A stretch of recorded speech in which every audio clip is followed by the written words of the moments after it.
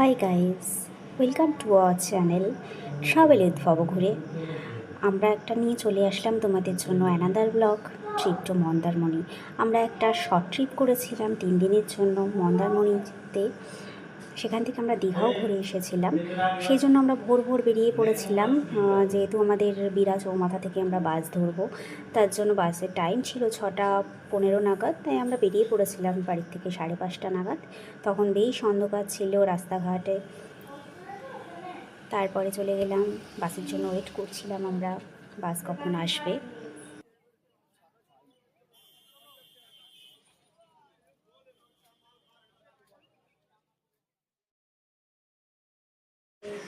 আমাদের বাস এসে গেছে, আমরা উঠে পড়লাম বাসে। আমাদের যেহেতু আগে থেকে টিকিট কাটা ছিল, তাই তো সিট পেতে আমাদের কোনো অসুবিধা হয়নি।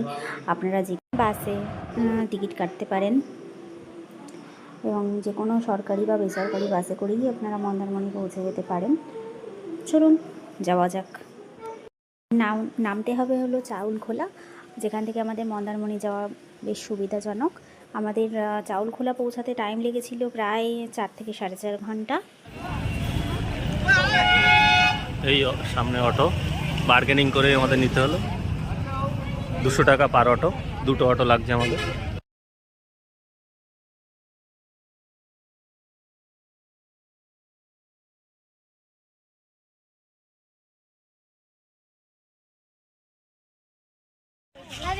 আমরা চলে এসেছি দীঘা, এই মন্দারমণি।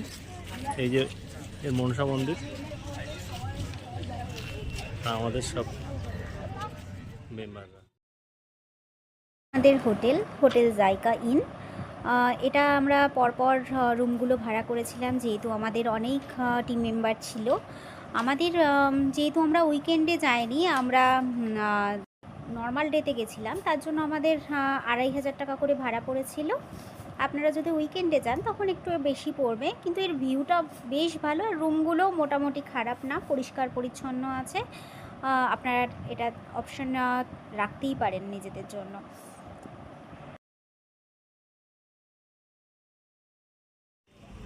সন্ধ্যাবেলার আমাদের স্ন্যাক্স ছিল সেগুলো, এগুলো স্টিক নেওয়া আছে 4টে।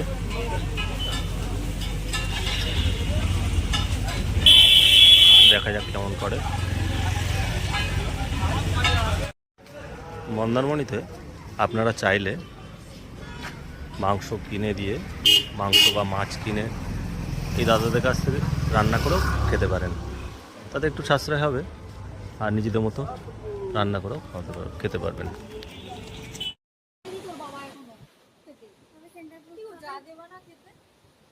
আপনারা হোটেল থেকেই বিচে নেমে যেতে পারবেন। খুব সুন্দর জায়গা, নামার পক্ষে অনেক সুবিধা আছে। আর হোটেলের চেক ইন টাইম হচ্ছে 12টা, আর চেক আউট হচ্ছে পরের দিন 11টা। হোটেলের নিজস্ব খাবার দাবারও আছে, আপনারা চাইলে সেখানে অর্ডার দিয়েও খেতে পারেন। অথবা বাইরেও অনেক হোটেল আছে যেখানে আপনারা রান্না করিয়েও খেতে পারেন, অথবা আপনারা কিনেও খেতে পারেন। এই হোটেলের সাথে পুলও আছে, এই পুলে আপনারা একটু লাম্পজাম্প করতেই পারেন।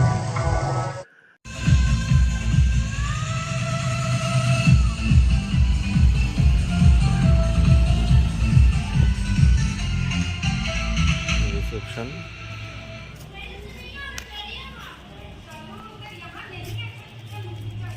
Sleeping bag, check. Watch, check. Sure, you take care, okay? Mom, you take care.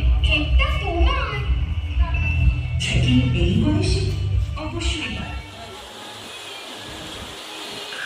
রাতের সমুদ্র গর্জন হোটেল থেকে বসে বসে দেখা, একটা অসাধারণ। দেখতে দেখতে 2 দিন কাটিয়ে ফেললাম মন্দারমণিতে।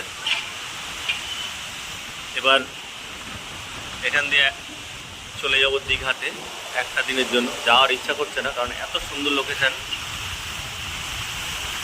মানে হোটেলের সিঁড়ির ধাপে বসে যে জল পায়ে লাগছে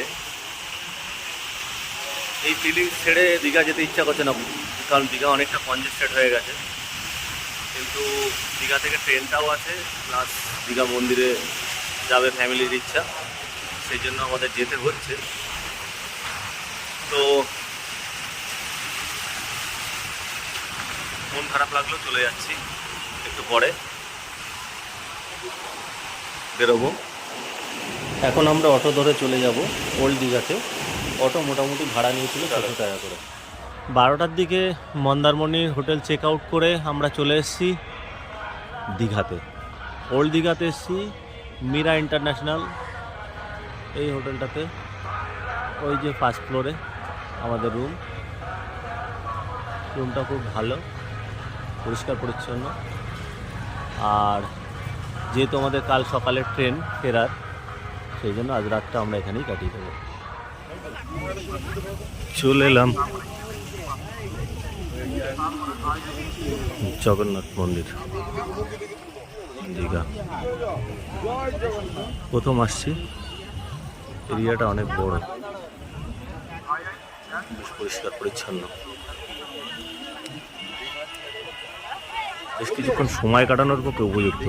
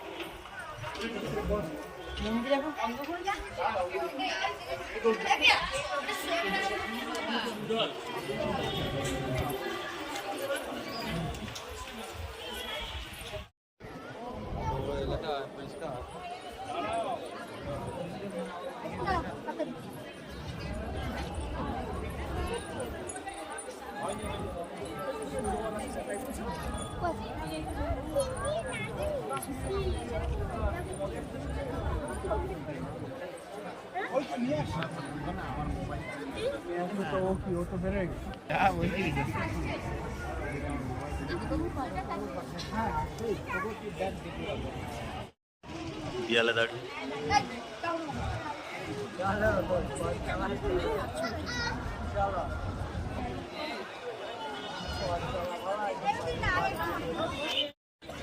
মন্দিরে দূরে ওই চাঁদ দেখা যাচ্ছে পূর্ণিমা, তার সাথে মন্দিরের সৌন্দর্য।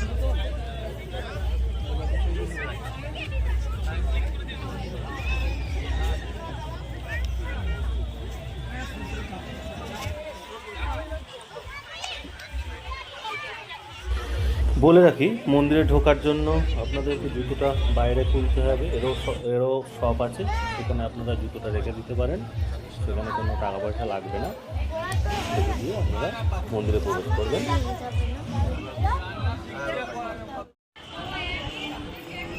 মূল মন্দিরের কিছু কারুকার্য, ভিতরটাতে মোবাইল অ্যালাউ নেই, এই জন্য কিছু ভিডিও করতে পারলাম না, যেটুকু বাইরের ভিডিও করা।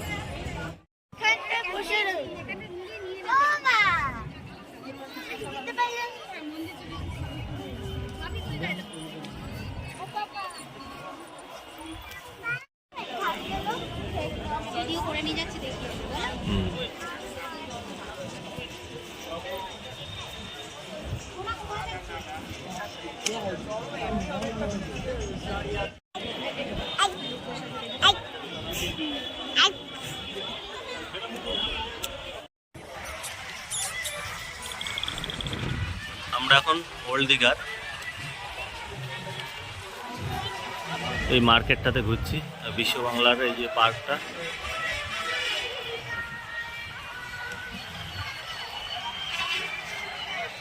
প্রচুর লোক,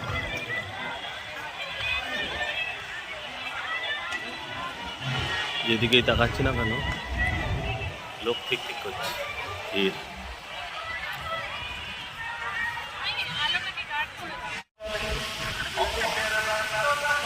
লাস্টে একটু সমুদ্রের পাড়ে এলাম বাইক করতে।